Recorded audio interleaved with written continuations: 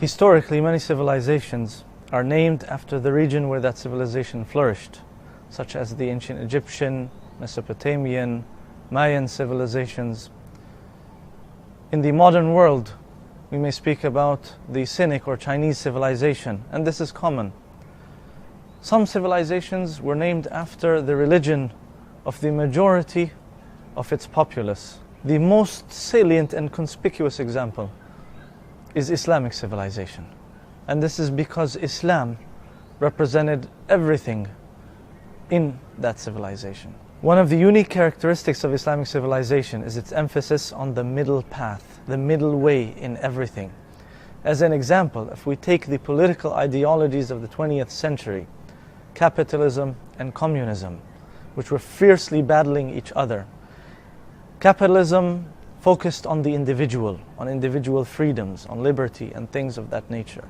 Communism, on the other hand, concentrated on the collective good and performed massacres and massive human rights violations in the name of the collective good.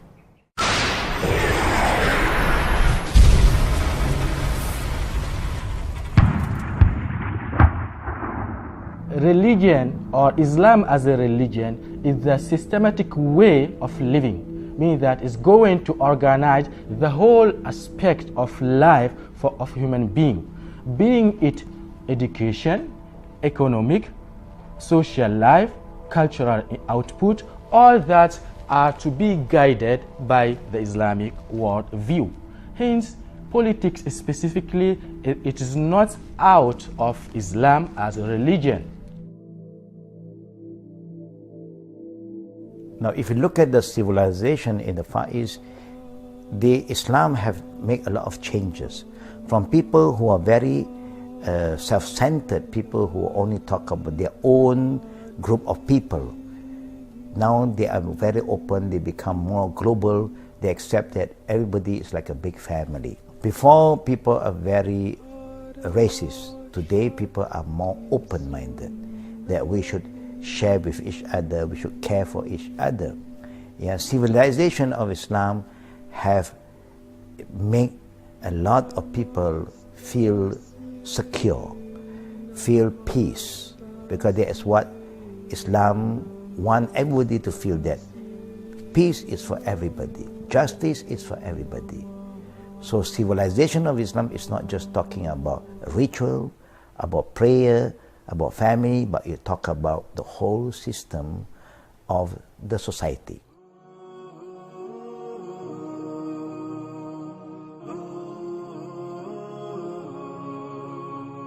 When we speak about the history of science in Islamic civilization, we are essentially telling the other narrative, a narrative that has seldom been told, one that is absent from most Western circles and even some Muslim ones. A story of breathtaking science that was produced by Islamic civilization. A story that will fill the gap that has been created by many history books, especially on the history of science. A gap not of a decade or two, but of more than a millennium of diligent work and scholarship. Actually, many scholars of civilization and sociologists have data on the numbers of geniuses in different regions and different civilizations. And it is interesting that it is in this period that most history books omitted that we find the preponderance of geniuses in Islamic civilization.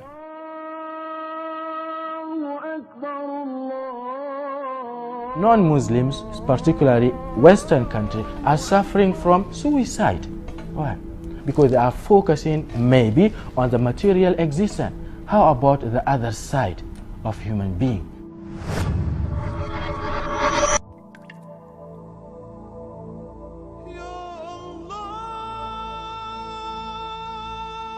Islamic architecture is a very important aspect of Islamic civilization. This is so because Islamic architecture is a framework or a physical locus of Islamic civilization. It is its identity, it is its soul.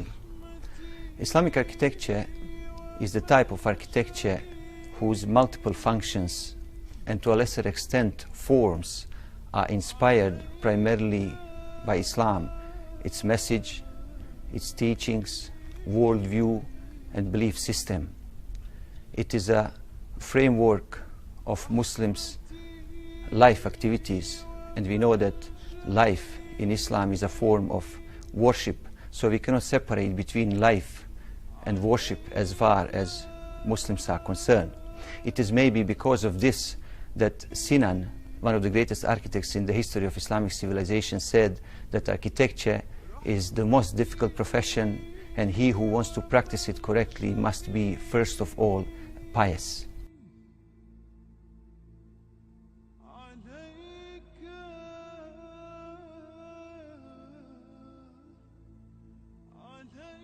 It is most interesting that many of the scientific discoveries that are usually attributed to Western scientists today were actually developed or invented centuries earlier by Muslim scientists in the golden age of Islamic civilization.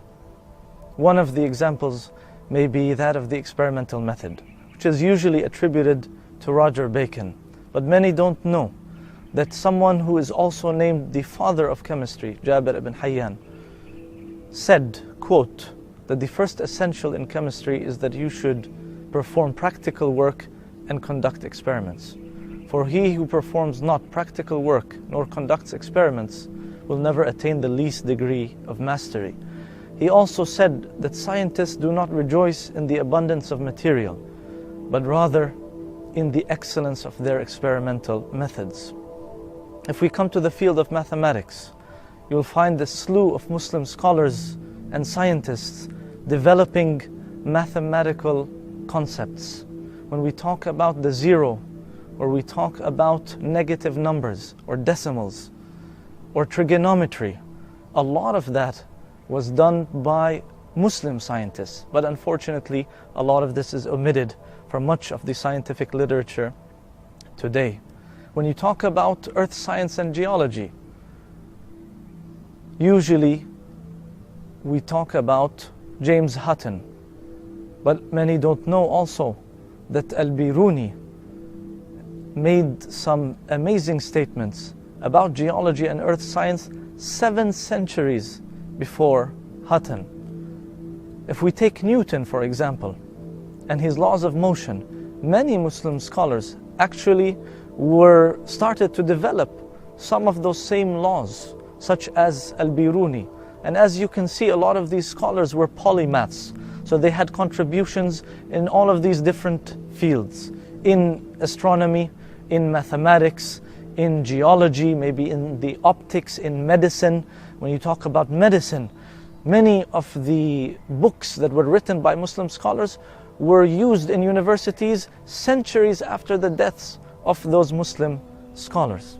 A Western view of the Islamic civilization's contribution to science. Many people might not know that Islam plays a great role in developing sciences for humanity. It's true that Islam focuses on ascertaining the qualities of dignity and humanity, but it also focuses on the construction and development of the earth or the physical progress in general. We'll shed light on what some well-known scientists and thinkers said in that regard.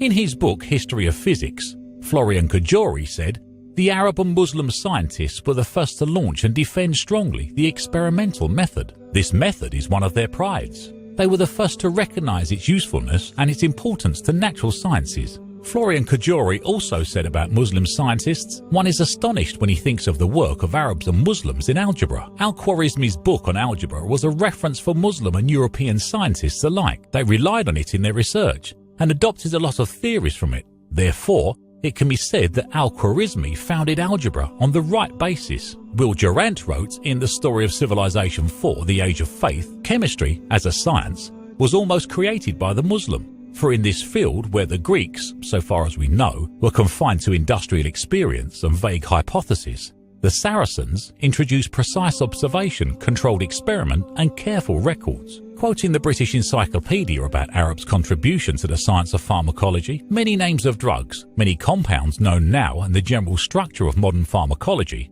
with the exception of modern chemical modifications of course, were initiated by Arabs. Goethe said, Arabs taught us how to make books, gunpowder and compass. We have to think how our Renaissance would have been if it was not for the remnants that we received from the Arab civilization.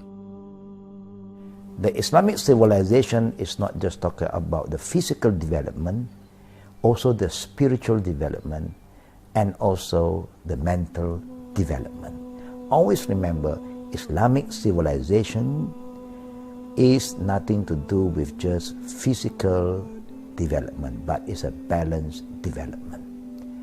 Body, mind and soul, to make us a better person. The state built by Prophet Muhammad, peace be upon him, was not an oppressive kingdom. It was a state of justice, mercy and consultation. The caliphs of Prophet Muhammad, peace be upon him, followed his footsteps in running the Islamic State. For example, Omar ibn al-Khattab, the second caliph, established Bayt al-Mal, the treasury, and allocated a sum of money for all citizens of all ages. He did not set exclusively for himself any luxurious belongings as kings do. He never had full stomach till he was sure his citizens are full, and none of them were deprived or hungry. He founded a number of new organizations because Muslims needed them when their state became bigger. He was very strict in observing the civil servants and auditing their financial disclosures so that not to embezzle the public funds. Omar ibn al-Khattab maintained the judiciary system which existed in the Islamic State before his reign.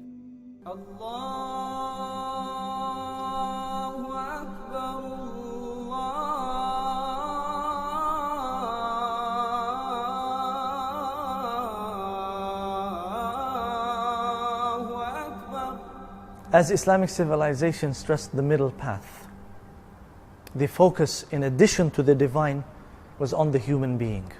The human being as the creation of Allah, the creation that He honored and that He required to construct and build life here on earth. The human being that would create a human civilization, a civilization that focused on the human being as the subject of development. A civilization by humans and for humans that realized and respected humanity, that focused on important social concepts like justice and social equality and freedom, things that Allah Almighty commanded in the Quran and through the teachings of Prophet Muhammad, peace be upon him.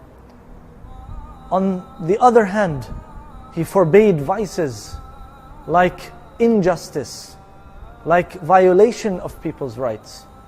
With such a focus, it's no wonder that Islamic civilization flourished and did so for centuries, and that even people of other faiths had their place in that civilization and were able to make immense contributions in Islamic civilization, because it was a civilization of faith and a civilization for humanity.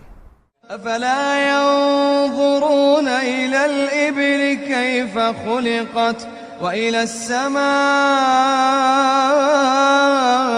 كيف رفعت وإلى الجبال كيف نصبت وإلى الأرض كيف سطحت فذكر إنما أنت مذكر